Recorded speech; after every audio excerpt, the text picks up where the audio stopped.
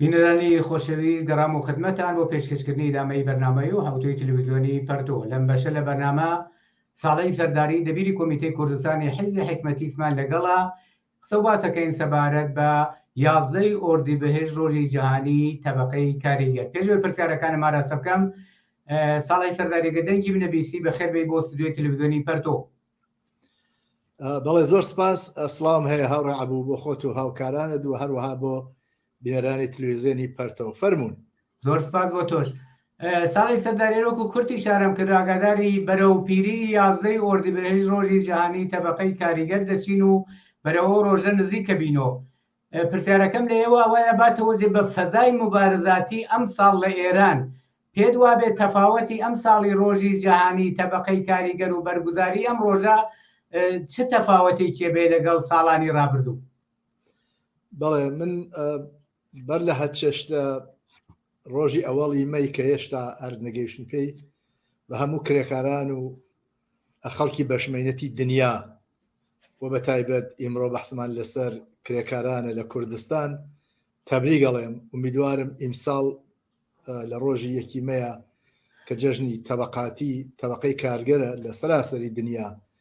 و ڕۆژی ڕێژە و عەزمی ڕاستخی کاریگەرە لە سەراسەری دنیا بۆ نەمانی هەر نوع ستەم و زوڵمێک لەم دنیای پڕ لە مەینەت و کوێرەوەریاوە بورژوازی بەسەر خەڵکا دای سەپاندووە. ئەم ڕۆژە بە باشی بچێتە بەرۆ و هەروەها تەبریک بە هەموو کەسێک کە تەرەفداری ئازادی و بەرابەری و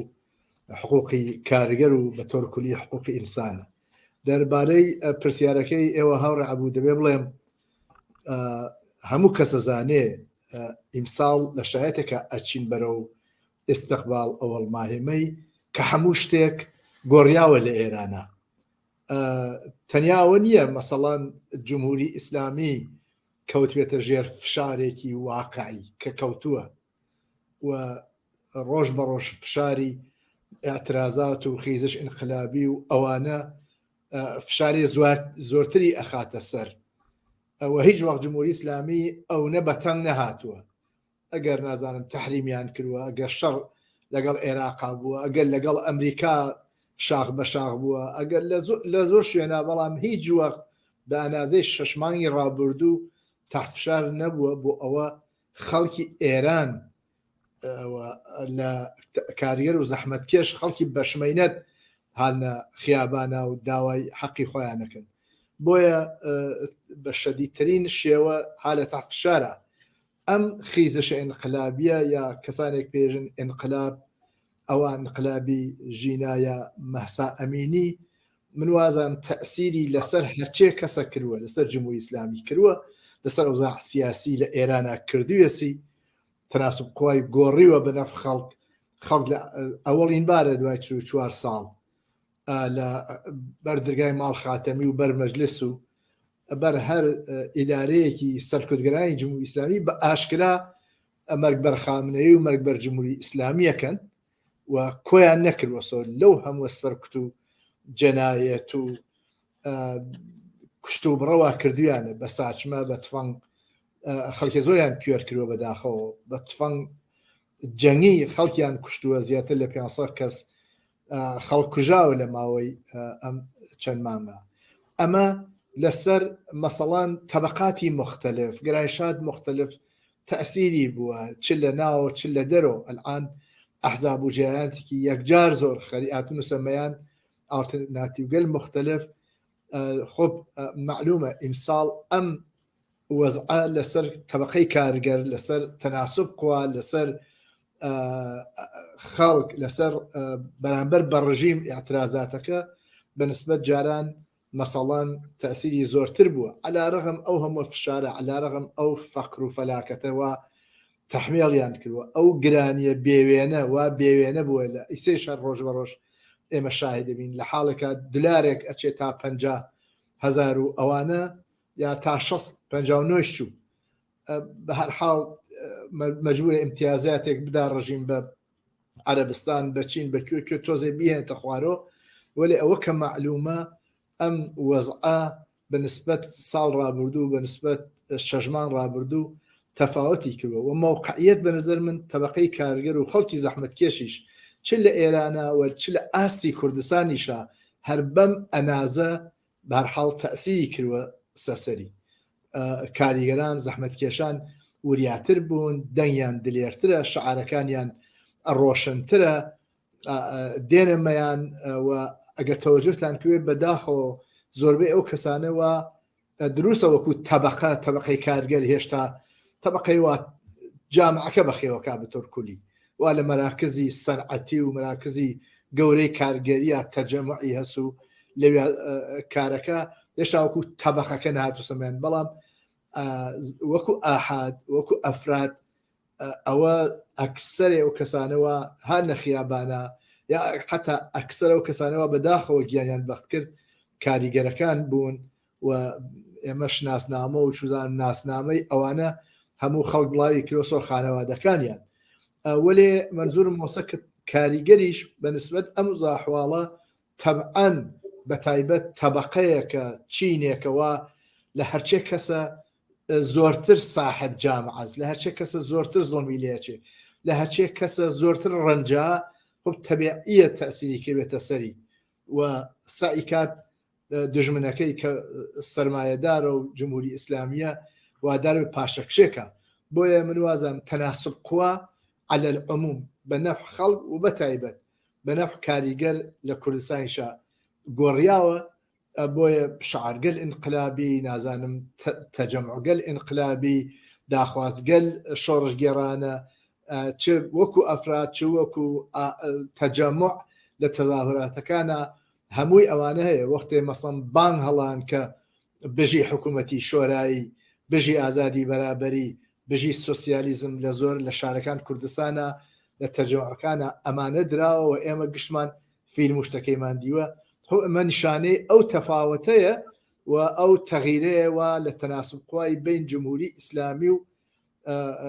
کاریگەر هاتووە سەربەرەوە بۆیە طبقەی کارگەر چینی کرێکار لە کوردستانە ئیمساڵ لە شایەتێکی متەفاوتترە بەرەو ئەوڵی مەهێچێوە حتمما بەرنامەی هەیە بۆ خۆی کارگەلێکی بۆ خۆی و لەم تەناسب قوا بەرامبەر بە جمهوری ئیسلامی بۆ منفعەتی خۆی تەبعەن هەوڵا بۆ ئەوە داخوازەکانی پسە بێنێ بەسەر ڕژیم جمهوری ئیسلامیە زۆر سپاس بۆ تەوزیحەکانە ساڵی سەرداری با تەوزی بۆ تەوزیحات و فاکت و نمونانە و تەفاوەتانەی کە خۆت باست بکرد با تەوزی بە فەزای مبارزاتی ئەو ساڵ لە ئێرانە نسبەت بە ساڵەکانی ڕابردوو پێدوانیە کاریگەران یا کولەن بەخشای مزبگیر و فەقیری ئەو کۆمەلگا کە ئەم ڕۆژە بەوان ڕەبتی ڕۆژی جیهانی تەبەقەی کاریگەر بۆ بەرگوزاری و پڕڕەونەختربوونی بەڕێوەچوونی ئەم ڕۆژە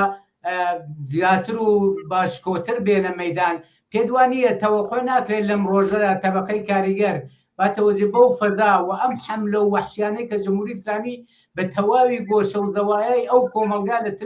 تەی 43 ساڵا بەو کۆمەلگای تەحمیل کردووە و ئەمانەوە ئەم ئەخیرەنیش ئەم مەسەلەی حەملەی شیمیاییوانە پێدوانیە بەم مناسبەتە ئەم ساڵ با تەوەزی بەم فاکتۆرە مثبەتانە کە بە نەفعی کاریگەران و تەبەقەی کاریگەر و خەڵکی و کۆمەلگا ئەمەلەکە تەواوقەت بێنە مەیدان و بۆ بە کێشانە خوارەوەی جمهوری ئیسلامی کە لە هەموو کاتێکی خۆی زەعیفتر و داماوتر و سەر لێشەواوترە پێدوانی ئەم تەوەخوا ناکرێ بە جێگا نییە با زۆر بەجێگایەوە بە نظر من شتێک نییە ئێمە تەوەقعمان لە ئەوان بێ ئەوان خۆیان هەر هەون بە قەڵ منتەقەی ئێوە ئەڵێن خۆیان هەر ئەوانن ئەو چینەن ئەو تەبقەنەوە هەال نەفکرا تەکبیرەکەن ڕاوێژەکەن کۆبوونەوەکەن چوزانم بازبینی ڕابردووی ئەکەن نقاط زعف خۆیان نقاط قوت خۆیان و تەنیا خۆ ئەمە نیە لە ئەم شرایەتەوە ئیمڕۆ ئێمە ئیشارەمان پێکرد کە تەناسب قوا بە نەفعیانە گەرێکیان بوو بێ کە مەسەڵەن ئەوڵ ماهێمە گرن ئەوڵ ماهێمە یەک سنەتی دینەی کرێکار و کۆمونیست لە جامعەی کوردستانە و لە ژێر سەرنێزەی جمهوری ئیسلامیە فعالین کارگەری و ڕاهبەران کارگەری و کرێکاران ئەوڵ ماهێمەکان بەرگوزار کردووە بەعزە وەختێک مەسەڵەن زۆر بە قودرەت و زاهر بوون عەلا ڕەغم فشار و اختناقێکی زۆرتر ساڵەکان 60 مەسەڵەن 67 66 لە پاساژ عێزەتیە هەزاران نەفەر کۆ بوونەوە و ئەوڵ ماهێمەیانە گرت قەتنامەیان سادرە کرد سخەڕانیانە کرد و هەر بە جرم سخەڕانی هاوڕێی کرێکاری کۆمونیست جەمال شاغوێسیان دوایی گرت کە سوڕانی کرد بوو لە یەکێ لە مەراسمەکان ئەوڵمە ئەدامیان کرد و زۆرێ لە کاریگەرانیان خستە زیندان یا تەبعیدیان کردن یا شلاخیان لێدان ببوون ئەوڵما 3-4 ساڵەوە بەر ببوون ئەوڵما هەمووی 6 کاریگەریان محکوم کرد بە شەلاق لێدان و شلاخی لێدان. من شک نابم لە تاریخ لە ئەقل لە 50کان بەملاوە کە لە شارەکان کوردستانە مراسمی ئەوڵیمەی بەرگوزار نەبوو بێ بە ڕۆژی خۆی زانێ بەو ڕۆژێ زانێەوە حەقیەسی هەر کەسێک چوزانم هەر قشرێک جەماعەتێک ڕۆژێکیان هەیە یەکێ نەورۆزی هێز یەکێ جەژن قوربان و جەژن ڕەمەزانی هێز یەکێ نازانم فلانە تاریخی هەیە ملیگەراکان یەکێ تاریخ محەممەد و ئەومە کوشتاریە کرد لە شەرخەی بەرایە لە شەڕی بەدرا یا ئەو هەموو جەنایەتانەوە سەردەمی محەممەد و ئیسلام و عومەر و عوسمان و عەلی کردیان ئەوانەس بەڵام تەبقەی کارگەریش یەک ڕۆژی هەیە و یەک ڕۆژە ڕۆژی هەمبەستگیە لەگەڵ کل کرێکارانە لە سەراسەر دنیا تقریبا سەراسەر دنیا لە یەکی ئەیارە هەمیشەوە هابووە ئەڕژێنە خیابان شعارەکان خۆیان مەترحەکەن دەرگیرە بن لەگەڵ پلیسا ئەوانە کارگەران لە کوردستانە ڕەهبەران کارگەری لە کوردستانیشە بە نظر من هەر ئەو کارەیان کردووە و ئەوەی دامەدەن و حتمما بە دوور لە چاو جمهوری ئیسلامی تەکبیرەکەن بە یەکۆکۆ بنەوە قەول و قرار دانێن قەتنامە ممکنە بنووسن سوخەڕانەکەیان دیاریەکەن هەمیشە ئەو کارەیان کردووە دیتر بەستگی بە فەزایەوە بووە وەزیتێوا بووە وەختوا بووە مەسەڵان زۆر تەجەمعی گەورەوە زاهر بوون بە شعار و قەتنامەوە وەخت دوایش بووە خۆب فقط ماوەیەکی کورد فقط اعترازیان کردووە و چوونە سە ماڵەوە لەبەر ئەوە دەستگیر نەکردن چون مرەتەب دەستگیر کراون لایەن جەنایەتکارانی جمهوری ئیسلامی بۆیە ئیمساڵ من پێم وایە باتەوەجە بە ئەم تەناسب قوا باتەوەجە بە ئەو ڕابردووە و ئەو سنەتەوە هەستیان و باتەوەجە بە حزوری پەڕەنگی بەشێک زۆر لە ڕەهبەرانی کرێکاری کە زۆبدان ئابدیدە بوون تەجربەیان هەست ئەوڵماهمەکانیان ڕێخستووە نازان قەتنەمەکانە سادرکووە ئینتزار ئەوەسە کە ئیمساڵ زۆرتر لە جاران بە تەرجمەیەکی زۆرترۆ بێنەمەیان ئەوە تەبعەن ڕژیمیش دەستدانانێ هەمیشە وای کردووە مەسەڵەن وەکو شاید کەمترین ساڵ بووە جمهوری ئیسلامی مانگێک یا 2 هەفتە بەلەوە ئینسانهای سەرشنازوە ئەزانن مەسەڵان ئەو ڕۆژیان بۆ مهمە گەیەکیانە جەژن بگرن کرێکار و خەڵک کێشنە خیابان یا ئاعترازکەن داوای حەقۆیانکەن ئەیان خەنە زیندان یا لاوە بۆ چەند ڕۆژ یا تەعاودیان لێسێن یا ئیمزایان لێسێن یا یەژن حەقتان نییە کە ئەمانە بووە بە وەفور لە شارەکان کوردستانە ئەم کارانیان کردوە بەڵام بە گشت ئەوانەوە من وازانم ئیمساڵ وەزعەکە لەبارترە تەناسب قوا لەبارترە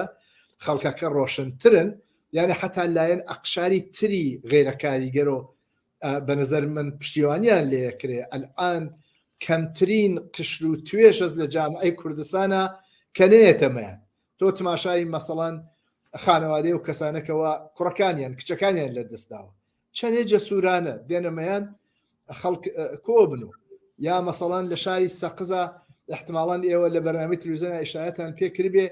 وەختی حملەی گازی شیمیایی یەکەن بە مەدارس چۆن لە سەقزە خەڵک ئەڕژێنە سەر شەقام و مەرگ بەرخامنەوەی و مەرگ بە جمهوری ئیسلامی و ئەوانە دەن بۆیە من وازانم فەزا مەجموعەن لەبارترە بۆ ئەوە ئیمساڵ ئەم ئێعترازاتە زۆرتر بێ ئومیدوارین کە حتما بیریان لێکرۆسە و حتما هەر نەفکریا بۆ بە سنەت ئەسەن بەر لە ئەوە خود بە خود و ئۆتۆماتیک فعالین کارگەری و تەرەفداران و خودە کارگەران چۆن مسلمانەکان مەسەڵەن هەر لە فکر ڕۆژووی خۆیانە ئەمانی جوان واقعەن کە حتما ئەم مەراسمانە بەرگوزارکەن قەتنامەی خۆیان سادرکەن ئیدعانامەی خۆیان عەلەی سەرمایەداری و حکوومەتەکەیشی کە ئیسە جمهوری ئیسلامی سادرەکەن امیدوارین کە موافق بن هیوادارم ساڵی دەرداری لەم قسەی لەم بەشەی قسەکانی ئاخری ئەم قسانەتۆ ئیشارەت کرد کە شەرایەت ئەم ساڵ ئامادەترە بۆ هەرنەوە ئێتراز و مبارزەیە سوالەکەی لەمەدا ڕژیم لە خەرۆک و ئاگاداری لە تەواوی تولی عمریە یەک هەنگاو لە جەهەتی ڕەفا و ئاسایش و ڕعایەتی حرمەتی ئەو خەڵکە هەنگاوی هەڵ نەگرتووە. ئایا پێت وابێ لە باتۆزی بۆ فەزای مبارزاتی لە ئێران کە جمهوری ئیسلامی کەوتۆتە ژێر فشاریۆ لەم ڕۆژەدا مەترەکردنی خاص و متالبە کافیە یا نابێ کارێکی زدیتر بکەن و لە ئیدامەیەم سوالەمە حەزەکەم چون وەختمان زۆر نەماوە حەزەکەم گوێم لە پەیامی ساڵەی سەرداری وەکو دەبیری کۆمیتەی کوردستانی حیزبی حکمەتی بە مناسبەتی ڕۆژی جەهانی تەبەقەی کاریگەر و ڕووبۆ کۆمەلگا چه ئینتظار و تەوەقعێک لەو کۆمەلگا ڕەچاوەکات فەرموو. بەڵێ ئەو بەشەی وە وەکو پرسیار باست کرێژ ئایا متاڵبات من وازانم طبقەی کارگەر حەچێشتا ئەتوانێ مەترەحکە لە ئایسا و بەنظر من شێ وەکو حتا ناجی جامعە بێتەمەیان چون تەنیا ئەو طبقە هەیە بەخاتر موقعیتێک وا لە تەولیدا هەسی مەسەڵەن ئەتوانێ مەسەڵەن جامعە نەجات بە باقی ئەخشار و طبقات طبعاً حەخۆیانە مبارزەکەن بۆ ئازادیەکانیان بۆ تشەکلەکانیان بۆ داخوازەکانیان بەڵام کاریگەر هیچ ڕێگەیەکی نییە ناگا بە حقوق خۆی مادام خۆی دەسڵات نەگرێ بەدەسو مادام خۆی تعین تەکلیف نەکا بۆ جامعە بۆیە بە نظر من طبقەی کارگەر ئەو طبقەیە تەسەور بەخاتر نەقشێ وا هەسی مەسەڵەن تەسەورکەم هەر ئایسە کارگەران لە ئێرانە یا لە هەر گۆشەیەک ئەم دنیا کارگەران بەرق اعتصاب بکەن حەت نیوەی وەزیر و وەکیڵە مرد لە برسە حەد نیوەیە یا تەسەورکەن چوزانم حەمڵ و نەقڵ یا تەسەورکەن شێر نەوت ببەسترێ خامنەی ئەتوانێت جامعە ئیدارەکە ئای ڕئیسی و سەردارانی جەنایەتکاری سوپا ئەتوانن بۆیە ئەوە کە ئێمەژین طبقەی کارگەر خاوەن جامعەیە و بەخێویەکە یا مەسەڵەن زۆر جار نمونە ماوەز ڕۆژێک نانەوە کاریگەری نانەوەکان نان نەکەن نیوە جامعە برێ لە برسا بۆیە نەقشی مهمی هەیە لە تەولیدا لە